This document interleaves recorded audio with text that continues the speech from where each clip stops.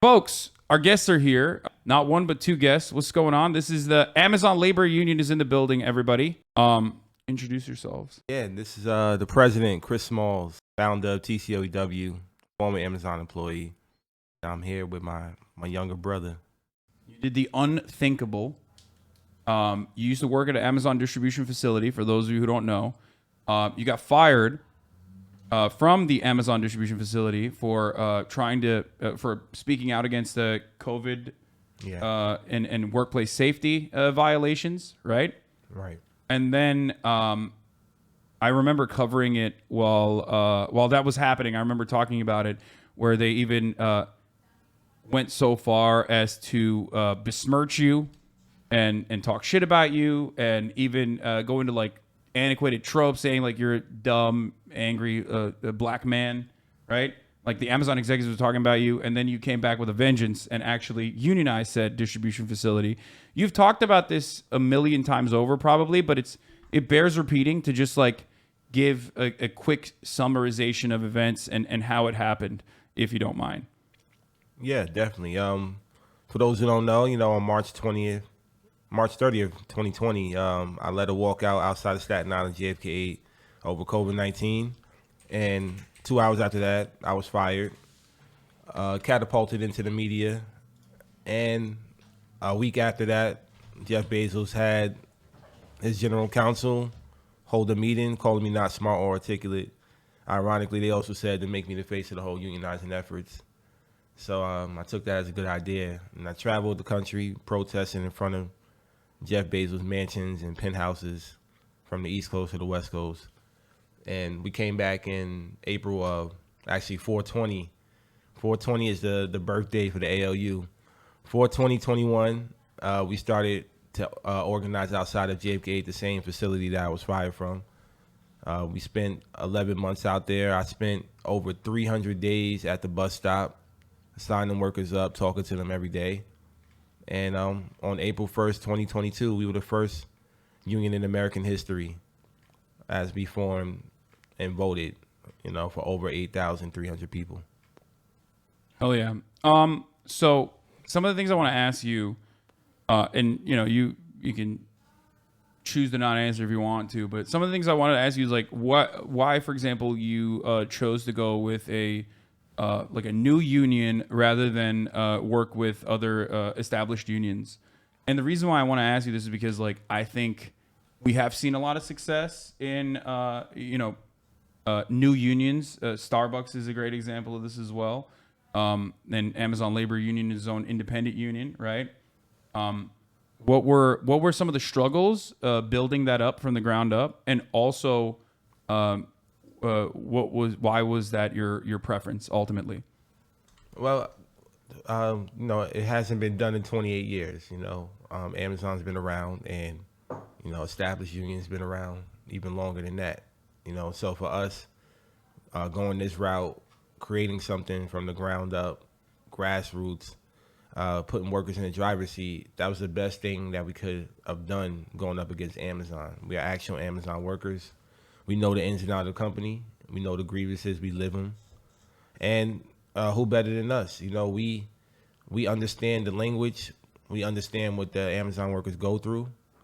And for us, it was a no-brainer. We visited the RWDSU down in Alabama. We learned some things, and we saw some missed opportunities that we felt that we could do better, and we tried, to do it our way, and it worked.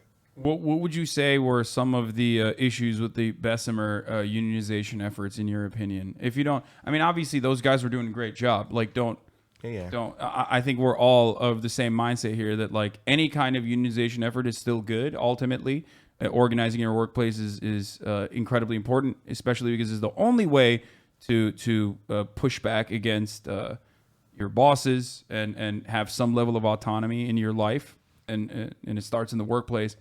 But what do you think were some of the mistakes in Bessemer in comparison to what you were able to pull off in New York? Well, number one, the first campaign, they had different organizers, but they just didn't have enough of the inside influence the way we did. the second time around, they obviously didn't make that same mistake. So I'm glad to see that they are continuing that fight down there anyway. But the first time around, it got a lot of attention, rapidly, a lot of political influence. And the one thing about being an Amazon worker is, we're so disconnected from any type of media or any type of outside influence that didn't resonate the first time around. They had to have more of an inside presence. And that's one mistake that we didn't make with our campaign. We made sure that we build the inside presence up to get to a point where the workers on the inside start to organize themselves. What do you think are some of the what do you think are some of the main issues with respect to like salting, or with respect to like understanding specific localities and specific distribution facilities that actually, this is a hurdle that you have to overcome as well. What do you think are some of the biggest hurdles that you have to overcome when you're trying to unionize a different distribution facility? Like, how do you tackle the problem of not being directly from inside of the warehouse itself? Yeah, it's a slow process, but you have to be resilient. They're gonna have some days where you're gonna take some L's. You're gonna have some losses, and you're gonna be discouraged because nobody talked to you or you didn't sign anybody up in that one day. But it's a marathon. It's not a sprint. You just got to be out there. You got to be ready for when that worker is ready to come to you. It's not always about talking about unionizing right away, too. Sometimes you just got to connect with people on a personal level, talk to them about issues at home, bring them into a conversation where they feel comfortable, and then you can start to, educate them on what it is to be in the union and talk about labor and the issues that's going on in the workplace. So for us, it was just about earning the trust, building relationships. And over time, we showed people that the culture that we're creating is way better than what Amazon is offering. Yeah. So for any facility, they can copy and paste exactly what we did. Of course, different parts of the country are going to have to obviously organize differently because of, the demographics. But the culture is the same thing. We care for one another. We love one another, and we show our coworkers that we're always going to be there. That's what a union is. A union is a family, and that's what the culture of the ALU provides when we're in any type of facility. All right, perfect. Do you feel like how do you feel about all the media coverage that you've gotten? Was that expected, or did that shock you? Did that surprise you? It comes with the territory. I know that my story is compelling just because of the fact that I was fired, and I'm, obviously been doing this only for a short 2 years. So to hit the media the way I did, the timing of everything, it was just expected to come, of course, when our victory happened as well. Yeah. Is there any pushback against that sort of thing? Are people criticizing you for that? Because you do have bold style, which I personally appreciate. Like you're wearing Versace glasses. You know what I mean? Like I like that. I think that's cool. I think that is normal because like normal people do obviously still subscribe to the same, same, I guess some would say consumerist dynamics, right? But I think it's, life is short. And if you want to be dripped out, you should be able to do so. You have a jacket too. You want to show your, yeah. Do you feel like that is do you feel like that goes against your, like the values that you promote? No, at the end of the day, I'm myself and everybody should be themselves. This is who I was before, any of this happened to me. You can ask my brother right here. He known me my whole life, so there's no difference. I've always been this way. So I understand this pushback, and I understand people have this perception that, a union president has to wear suit and tie. I got a lot of heat for going to the White House and doing all of this and that, but it's important that people realize that I come from the community. I represent the community that is the style that we like. And this is a new time. It's a new generation. It's a bunch of dinosaurs in office, a bunch of dinosaurs in leadership, and they have to get out the way. The younger generation, the new school labor movement, this is what it looks like, and they have to get used to it. It's going to make people feel uncomfortable, but oh well, so be it. We have to be ourselves. That's important, not to lose our identity. And I just continue to be myself no matter what. I agree. Obviously, I agree for similar reasons. I mean, you have actually done things. I'm just a Twitch streamer ultimately, and I can only urge people to go out and organize. And there's plenty of organizers in our community as well. But it is I think a reactionary framing, a right-wing framing that even leftists themselves adopt sometimes without recognizing, when they literally are like, "Oh, why aren't you subscribing to the idea that being a leftist or working or advocating for workers' rights implies that you have to subscribe to a poverty cult?" And I don't think that's the case. So I do agree with you on that. Yeah, I mean, we deserve to have vacations. We deserve to be able to go to the mall and ball out. As part of the working class, we work hard, and we deserve to have a lifestyle where, a quality of life where we can afford the finer things. It's not just for us to just go window shopping all the time. So, yeah, I agree. So one thing I want to ask you, the Amazon distribution facility that you were able to unionize is predominantly black and brown, right? Yeah. And that is something that is not even unique, as a matter of fact. But if you were to look at the media, or if you were to look at the coverage around unions, oftentimes people, possibly for nefarious reasons, say that like unionization and labor unions and like leftist associations, leftist values are predominantly a white working class thing. When in fact, if you look at unionization numbers, the black labor population has a higher percentage of union participation than the white labor population, actually, in the United States of America. And even then, it's incredibly low numbers, obviously. I think the overall unionization rate in our workforce is one of the lowest in OECD nations. It's even lower than Chile, a country who we eviscerated personally with our neoliberal economics, who used the entire country as a basically a testing ground for neoliberalism. We're currently at 10% across the board, but one, why do you think such negative perceptions exist? Do you think that is actually impactful overall, and how do you overcome it? Well, number one, essential workers across the country, well, majority black and brown and immigrant, and that's the demographics of all or most these Amazon facilities. So when we're talking about liberation, we're talking about generational wealth, we're talking about fighting for our fair share, fighting for a decent quality of life. Unionizing is really the basis of how we get there.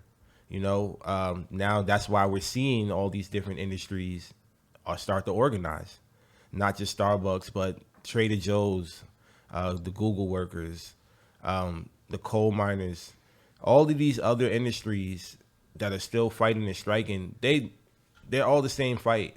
We're all the same struggle. We just have to continue to build off of that. The teachers are starting to pick up, especially right here in California. We have to really fight the onslaught of what's the real war outside, and that is that billionaires are pouring millions and billions of dollars into organized labor, to fight against organized labor, and to free our people, to free ourselves. We have to do it ourselves. We can't rely on anybody else. So just bringing together all these different industries, bringing together all these different movements, that's the only way we're going to be able to get to a point where, I've been mentioning for several weeks now, what's going to have to happen in this country is a general strike. And hopefully one day, hopefully soon, that all the unions in the country can come together on the same accord. And I know I'm willing to do that as the president of the Amazon Labor Union, is to withhold our labor, So that's the moment in time that we're in right now. Let's talk about that. Wait. We're gonna talk about the More Perfect Union and the coverage that they did. In a second, but let's talk more about that. Withholding your labor. Why is that so important? Think about it. It's pretty basic stuff, I know, but this is important because there's a lot of younger people in here as well that for them to understand. Absolutely. Just think about the fact that we have to witness abortion rights be taken away from women, the gun laws, children getting murdered, black families being destroyed, murdered in Buffalo. All the things that's going on in this country right now, climate, the planet is literally dying, gas prices, rent control, student loans, the list goes on and on. And everybody just continues to go to work. We we have a short attention span, especially in this country, even when it comes to social injustice, the George Floyd, Breonna Taylor. Everybody thinks that these issues go away once the court cases are over and everybody gets settlements. But it's not. These issues still remain. People still get gunned down. Police are still shooting black men down, killing people. So there's so many issues that we can withhold our labor for. The problem is that we're in a country where everybody's divided. Everybody is so divided that we're in-house fighting. We're fighting over issues that we can get over, and we're not focusing on the enemy. But meanwhile, the enemy they're organizing. They're organizing. That's how January 6th happened. That's how they plan the things that they have when it comes to elections and presidencies. We have to do the same thing on our side. And it's time for all the unions in the country. It's time for the working class, and that's everybody, whether you're employed or unemployed, to realize the value of our worth. Being called an essential worker, meaning if I'm essential, that means I'm a necessity. If you need me, that means you got to pay me and treat me as such. And we can't go back to what we saw pre-pandemic. That's not life, and that was never life. We know our worth now. We know that we deserve not just $15 an hour, but twice that, $30 an hour. There's so many things that we can fight for. But the only way to get there is by taking it. We're not going to give it. We're not going to get. We're not going to have people give it to us. We're not going to have billionaires give it to us. We're not going to have politicians give it to us. Working class people have to stand up and take it. And the only way we do that is by withholding our labor. Yeah. And if they were magnanimous, if they were kind, they would not ensure that your wages are as low as possible to ensure their profit margins remain intact.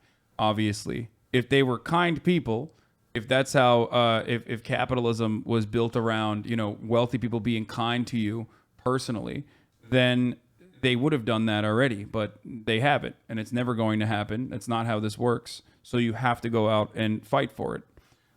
This was kind of funny. I'm sure you've seen this already, but there was a leaked Amazon memo that warned that the company is running out of people to hire because of their turnover, their insanely high turnover rate, which is built into their profit margin. And also they have basically become a victim of their own success because they are everywhere. And in all low income neighborhoods, if you've gone through the entire workforce, you're going to eventually run out of people to consistently keep hiring. The craziest shit, 1 out of every 4 Americans is going to work for Amazon. Yeah. In the next couple of years, 1 out of every 4. You're going to know somebody or work at Amazon. Yeah. This is crazy. So now this is a major crisis. Also, this is a perfect union, more perfect union video that I wanted to watch. We can watch it together if you don't mind. Did coverage in Albany. More than 100 ambulances have rushed to treat injured Amazon workers in Albany over the past 18 months alone. And workers describe a dangerous warehouse and relentless pressure to meet quotas and disregard for safety. It's one reason why they're unionizing. Yeah, shout out to Heather. Yeah. My peoples. Let's take a look at this. Was driving this 8,000-pound piece of equipment, and he was struggling to get the harness on. On break, he was sitting down, and I went over and I said, "Hi, how are you feeling today?" And he said, "I'm okay." And he had a little bit of a slurred speech. So he started to tell me how, he suffered a stroke in the warehouse on Thanksgiving. I couldn't believe that there was no support for him. Nobody seemed to care. And he came right back to operate that piece of machinery that he suffered a stroke on. So at that moment, everything changed for me.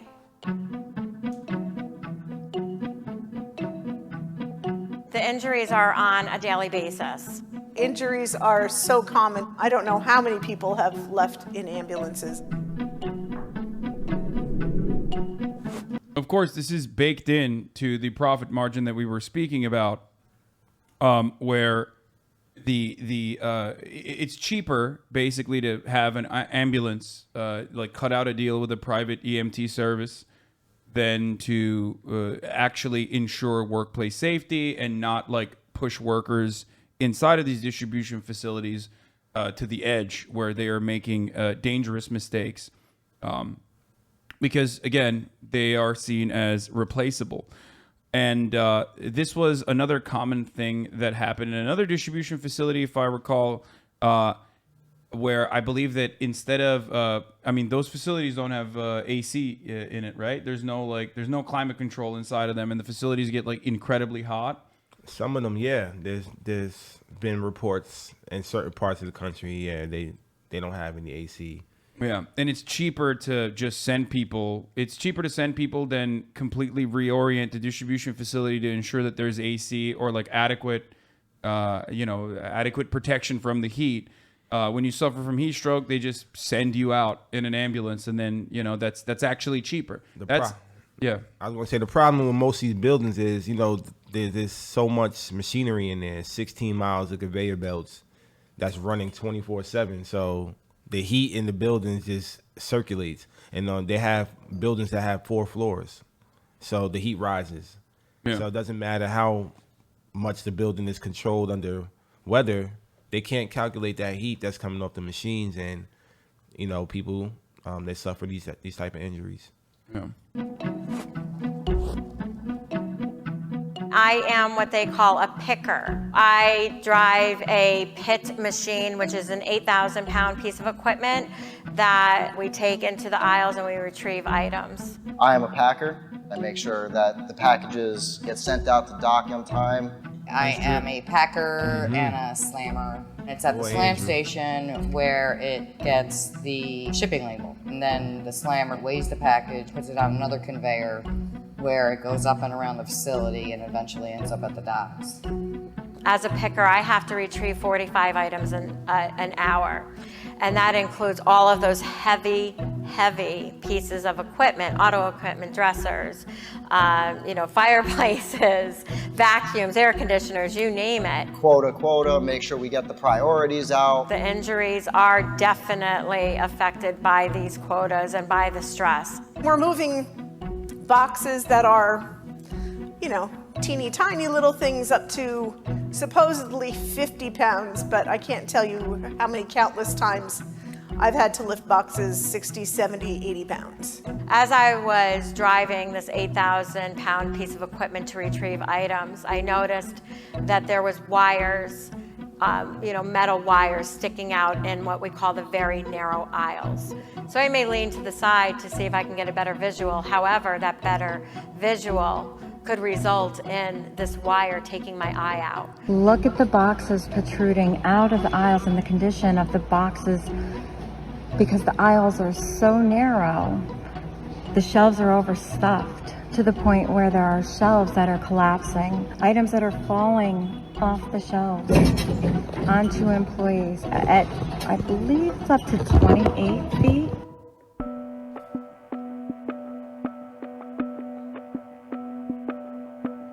I started September 13th. By the end of October, I was in the emergency room. I literally fell on the floor one day. I could not stand up. I could not stand up straight. I just was laying there in severe pain. Somebody said, go get Amcare. Amcare walks down about 10 minutes later without a wheelchair. I drove myself to the ER and did find out that I did have a hernia and had to have surgery. One of the women in the facility had a severe head injury that she had to be carried out in an ambulance.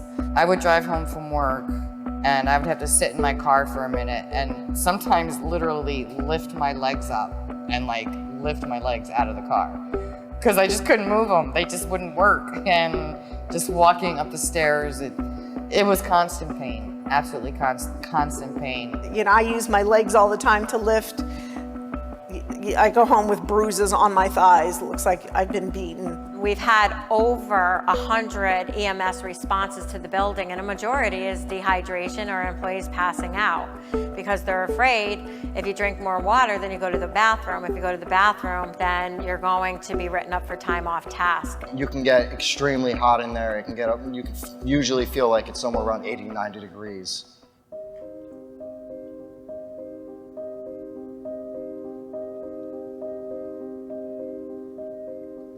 When I came back from COVID after 3 weeks, and I was staring at a sign that said, no more COVID pay, no excuses, I literally thought I was being punked.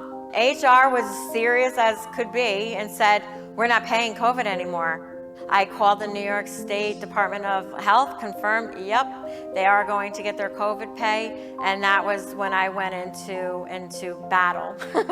That's when I went into battle and I started building the arsenal, and my arsenal I knew had to protect these people. I want to see that people are cared about. That is my biggest thing. I get upset when I'm walking down and I feel like these people feel oppressed. These people are my family, so now the fight is for them and for us.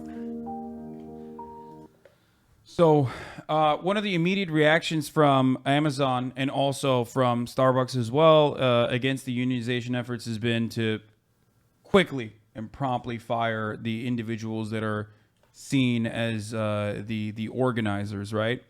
But outside of that, which by the way should be technically protected by some regulatory agency, the NLRB, if I'm not mistaken, is supposed to have some kind of rule against that, right? How do you think they get around it?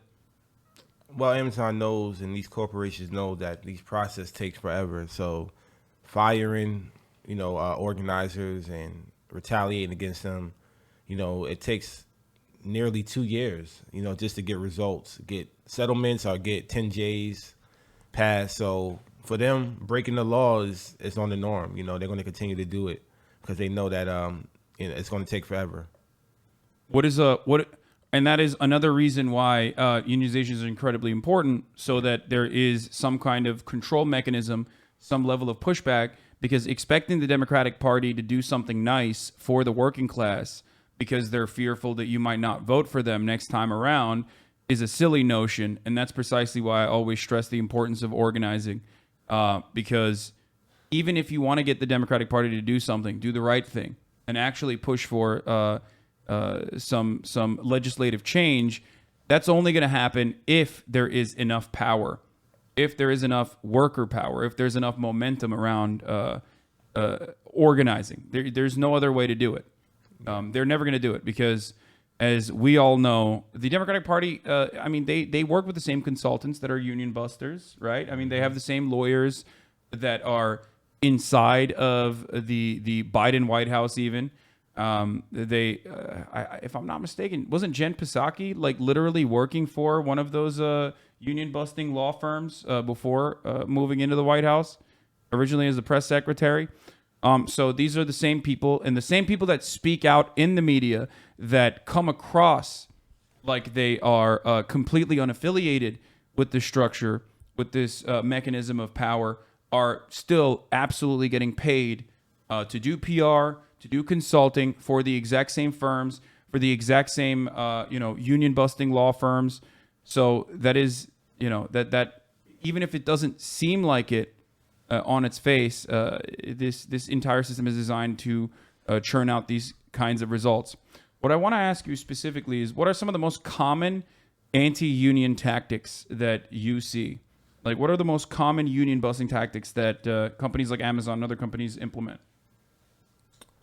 Well, just creating doubt amongst the workers. That's the only thing that is their objective, really, when it comes to union buster, is to create doubt that the union is actually going to do anything for the workers. So same thing with Starbucks. They send letters out to all the employees, making it seem like, well, if you unionize, you're not going to get these benefits. They could go away. So they already have started doing that. They also, shut down certain stores. Amazon doing the same thing. They withdrew a couple of leases that they had for buildings that they were going to build. They threatened to even, possibly shut down buildings because they don't need them anymore. Things like that, and creating that doubt that, the union actually won the election. They haven't even recognized the fact that they lost. Same thing with Starbucks in over, 215 stores now. They haven't been recognized. So for us, it's like we don't exist, but we know that the unions and the movement that we have is not going anywhere. They also say that they're a family, right? Like that they have your best interests at heart, and that the union is an outside third party. One of the, Alex Press as well, friend of the show, Alex Press, once corrected me adequately on this broadcast when I used the term union boss, which inherently is a right-wing framing on union leadership, which is democratically organized, as opposed to boss, which is a capitalist concept, which is undemocratic. Even little things such as that play that exact same role. I feel like companies will regularly ascribe values that they have internally to the union. Yeah. Make it seem like it's an outside source. It's not comprised of. By the way, watch out for your phone because the camera's up there. But just making sure that the union is comprised of not actual workers themselves from the facilities, from the companies themselves, but instead from outside people. What is a good way to combat that? Also, do you guys want something to drink? I have a fuckload of different sodas. Oh shit! I didn't even mention that because I wanted to get immediately into it, and I'm a little. I don't usually have a lot of guests on, so nah, it's all good. What do you guys want? I have literally every different kind of Mountain Dew Zero, Diet Mountain Dew. I'll take a regular one. I don't have any regular Mountain Dew. I just have Diet Mountain Dew Zero, Mountain Dew Baja Blast. That's also Diet Coke. Everything is Diet. Oh, I'm all right for now. I'm good. Okay. Yeah. But thank you. Appreciate. Do you want water? I'll take some water, yeah. Okay, there's some water down here. Hold on. Hell yeah.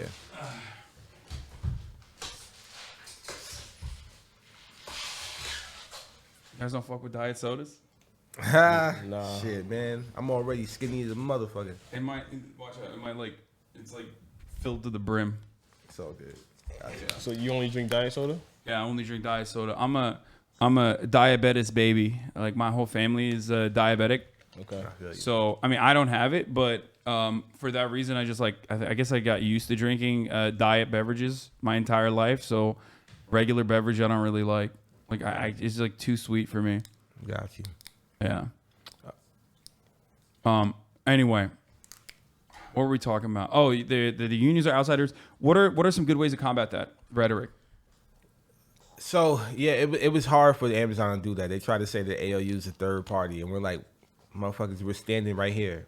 That's why it's important that you build your campaign to the point where the workers on the inside are militant to the point where it's a collective and showing strength in numbers when you go march on the boss or you go into these captive audiences, showing that there's workers here that's leading this fight. You can't come across as a third party. It's impossible.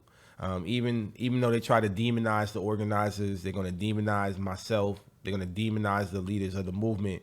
You have to just prove otherwise. You have to show and prove that this is not what they say they are. You have to be there for the workers to have several conversations.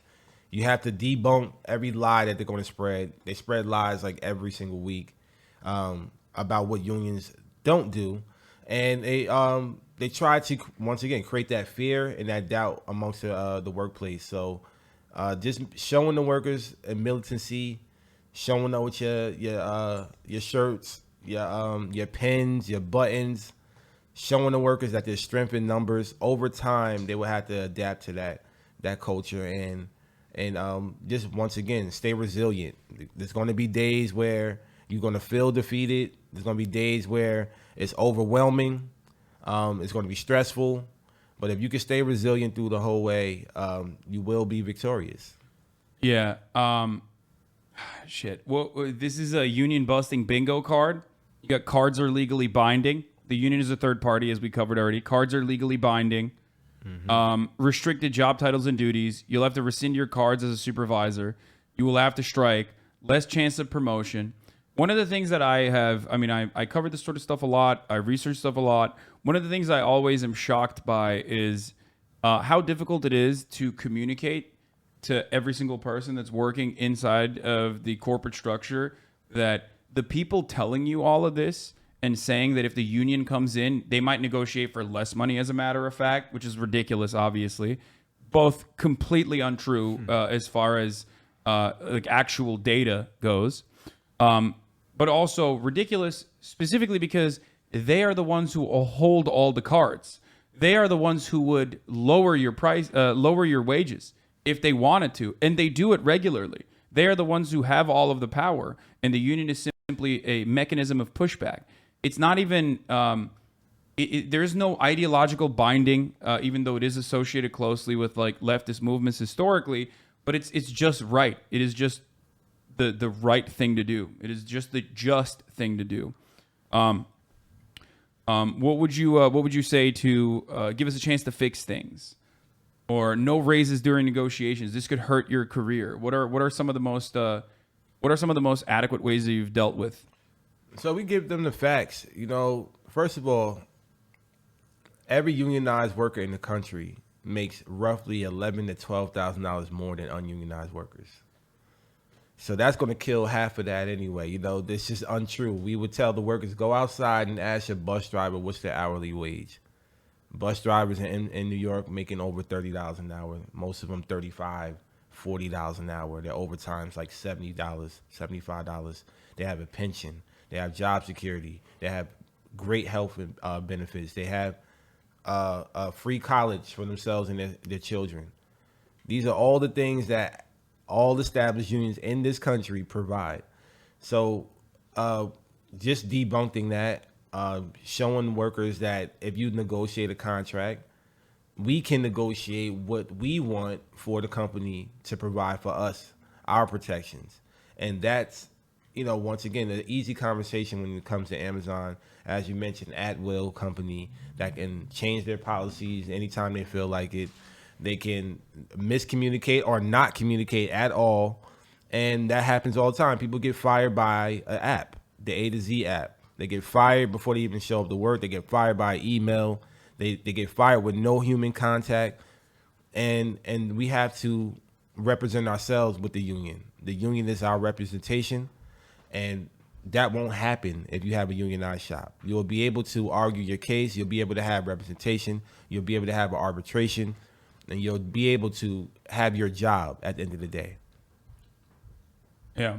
Okay. Outside of unions, this is going to come across like a silly question a little bit, but outside of unions, I feel like, and this kind of plays into some like Twitter spats that have been going on about DSA LA specifically, like not having a lot of black membership. What do you think is an adequate way, or where do you think like leftist organizing fails with respect to reaching out to black and brown workforces, and how can that change? So I just think for any org that wants to be on the side of labor, which I think everybody agrees on the issues and the things that we're fighting against, they have to just stop talking about it so much and just fucking do it. You know, that's what I noticed with a lot of people. It's just everybody wants to talk about, you know, supporting, but don't actually want to do the work. You know, I don't know any other union president that would spend 300 days at a bus stop or more, but I did that because I felt that was the right thing to do. I didn't have anybody tell me, like, this is how you need to organize or this is what you should be doing. I did it because I just went out there and I got to work. And that's the same thing for any organization, especially DSA, that stands in solidarity with workers. You know, all you got to do is get out there, go on the picket line. As soon as I pulled up to LA, the first thing I did was show up to Star Garden and get on the picket line with Strippers United. Nobody told me to do it. I just showed up. So if you show up, the best availability is accountability. Vice versa, the best accountability is being available. So just show up for your comrades, show up for labor. There's demonstrations that's going all over California right now. Stores or Starbucks that's on strike. The strippers are out there every day. They've been on strike for the last 2 months. They have strike funds. They have donations. They're going to start to hear about some Amazon facilities.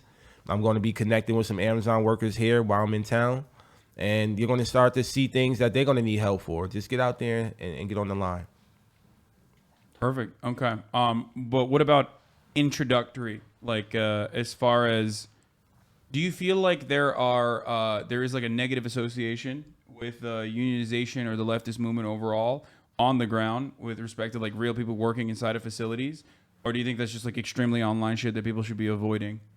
Yeah, I think we get caught up in the online bullshit. You know, it's easy to do that. It's really easy to sit on Twitter and, you know, tweet all day and debate all day.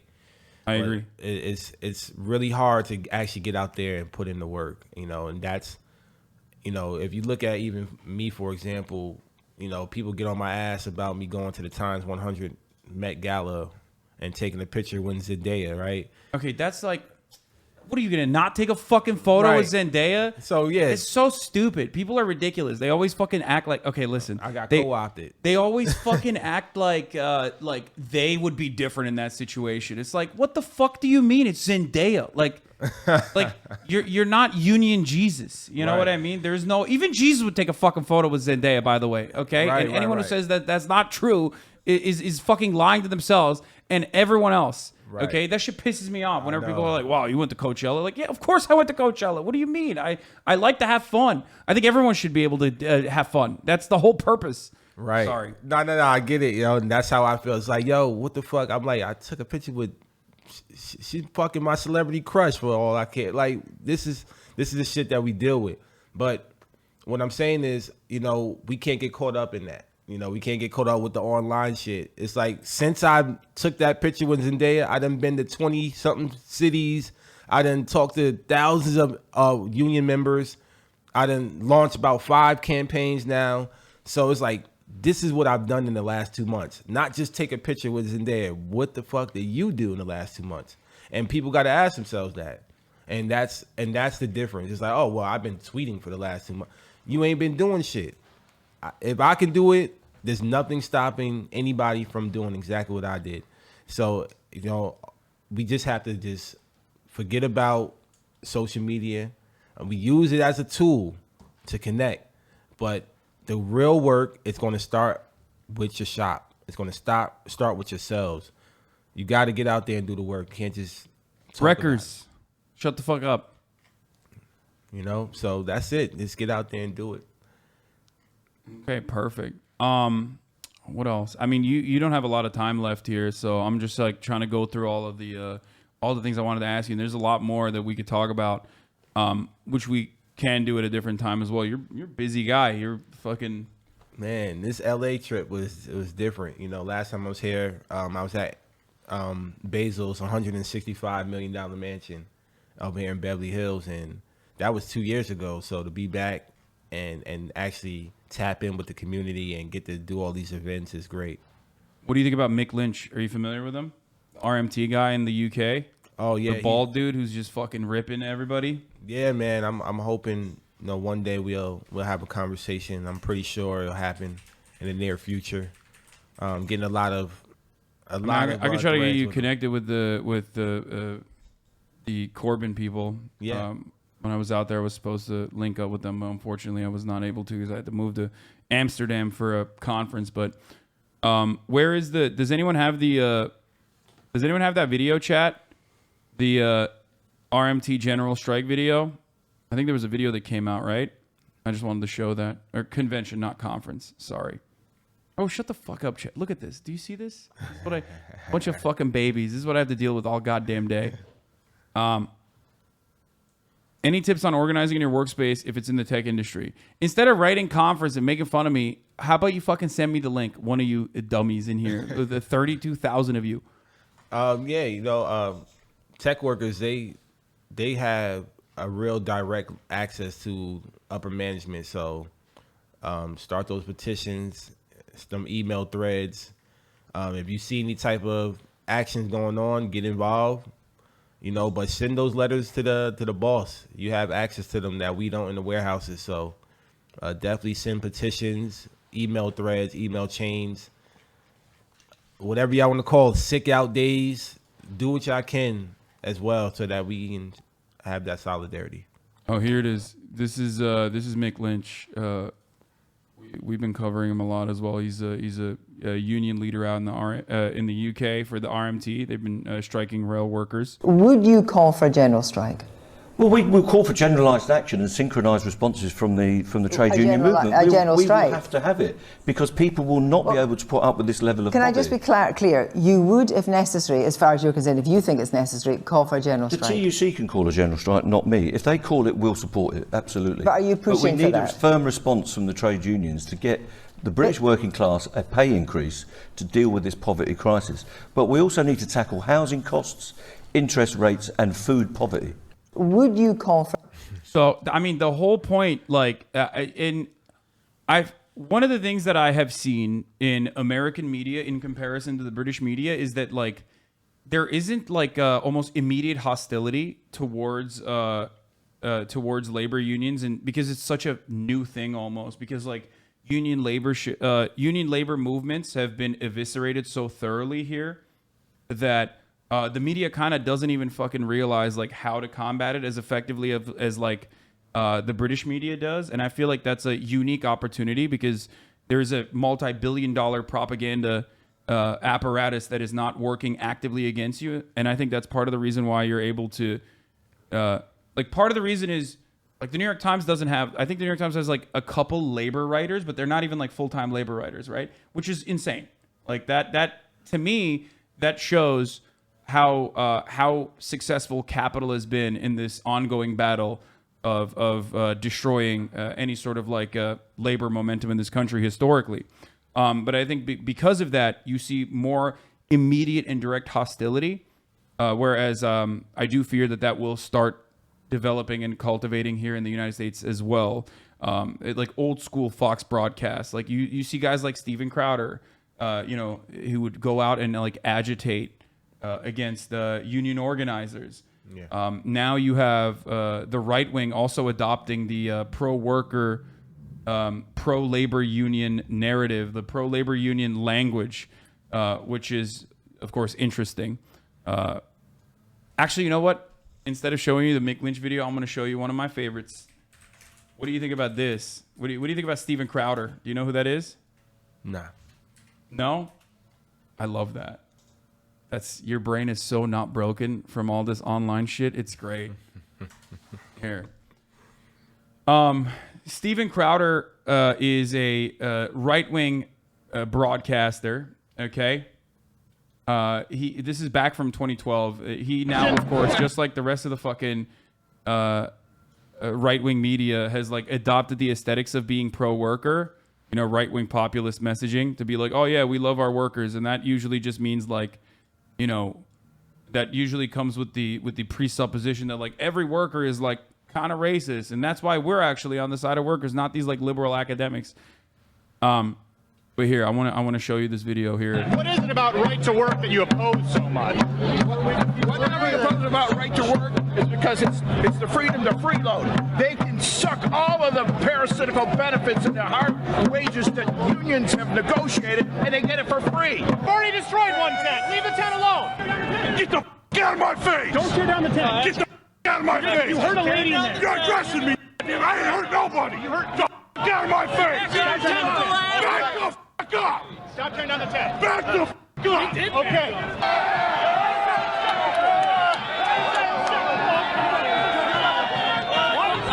You just assaulted me, Because you just assaulted me. Bitch. One of my favorite fucking videos. Look at that. Look at the tactical defense maneuver here. Like that. I mean, he's a gigantic piece of shit who simulated the George Floyd execution on YouTube. Still not banned from YouTube, by the way. He literally had like someone stand on his neck to say that, like, oh, you know, that's not to cast doubt on George Floyd's execution by the police. Every time. I agree. I'll kill a motherfucker with a gun. I killed plenty of motherfuckers with a gun.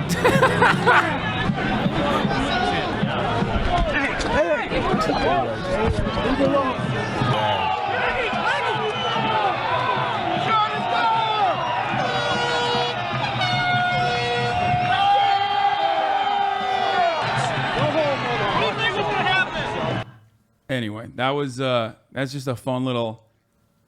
That's just a fun little thing that I like to watch every time I feel down. You know what I mean? But yeah, let's take a look at this one. Mick Lynch talking about a potential general strike. Enough is enough. People are fed up with the way they're treated at work. We need to turn that mood into real organisation on behalf of the working class. Enough is enough. There's always another crisis, and it's always workers who pay the price. We've suffered the biggest pay squeeze in history, and workers become all about working harder and faster for less. And now they want you to pay for it all again.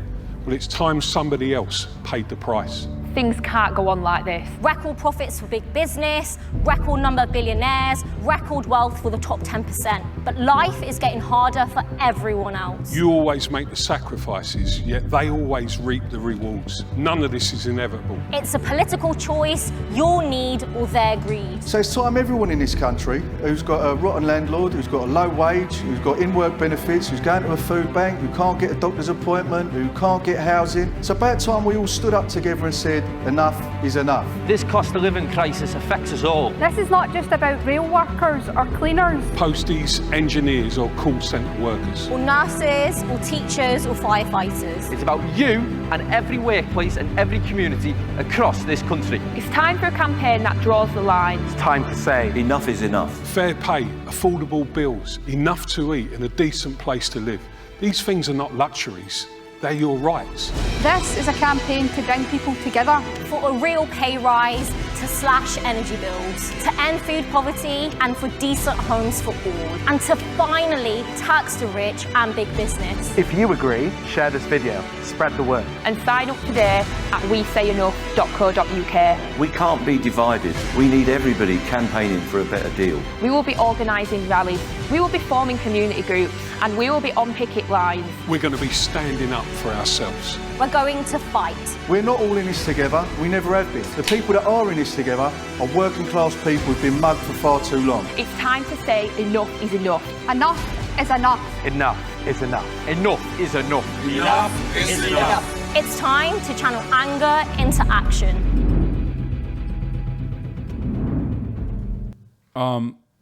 You talked about a general strike. Let's talk before you. Do you have to leave? In a couple minutes, yeah. Okay. I like that. Okay, so let's end it on that. Before you leave, though, I think a lot of people on the internet talk about a general strike, and some of those people are well-intentioned. Some of those people don't really know what to do. But as someone who is a part of the union movement in this country, could you briefly detail the difficulties of launching something like that, and that it can't just happen simply on the internet with people being like, okay, I'm not going to go to work tomorrow. And like, let's all promise not to go to work tomorrow. Yeah. I mean, for the union movement, sometimes, even unions have to be held accountable. And I think Mick was saying that as well when he said you got to talk to TDU, he said. Yeah. So that's where we're at. It's like some of the union presidents, myself, Mick as well, he's one of them. We're ready to take that stance. The TUC. TUC, that's what he said. I think, what is it, the Trade Union Commission? Right. I I think that's what he's referring to. So he's saying Trade Union Congress, sorry. So for us in America, we got the AFL-CIO.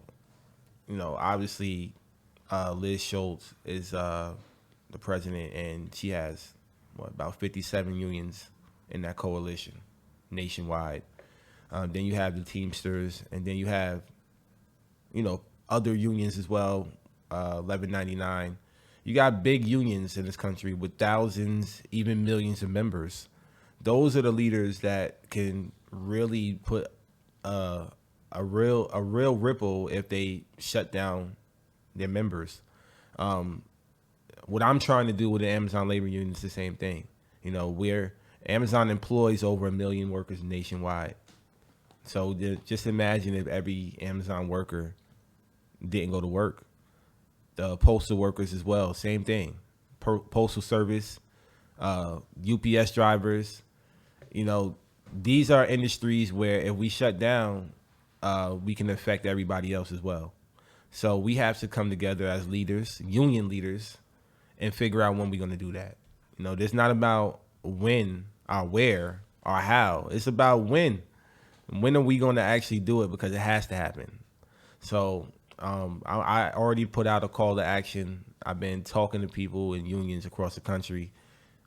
Get strike ready by 2024. And that goes for everybody in the country. Everybody in the country needs to be strike ready by 2024 because we don't even know what the hell or who the hell we're voting for. So that's where we at. All right. That's a good note to end it on. Thank you so much, Chris Smalls, for coming. Where can people find you? What do you want to do a call out for? You're raising money for the Amazon Labor Union, obviously. Yeah. Where can people find all of that? At AmazonLaborUnion.org. Hit the donate link. Follow us on Twitter at Amazon Labor. Follow myself at @shut_down Amazon on Twitter, at Chris Smalls on Instagram. They've been spamming your Twitter link as well, and your Instagram link as well, of course. Hell yeah, please. Labor Day, New York City. If you're in the New York City area, we shutting the city down. We're going to start at Howard Schultz, CEO of Starbucks. We're going to march to Jeff Bezos, and then we're going to shut down Times Square. I already made a call to action as well. LA, hit the streets, shut down your city. Let's do it from the East Coast to the West Coast. All right. Gang. Thanks for coming, man. Absolutely, man. Thanks for having me. All right, perfect.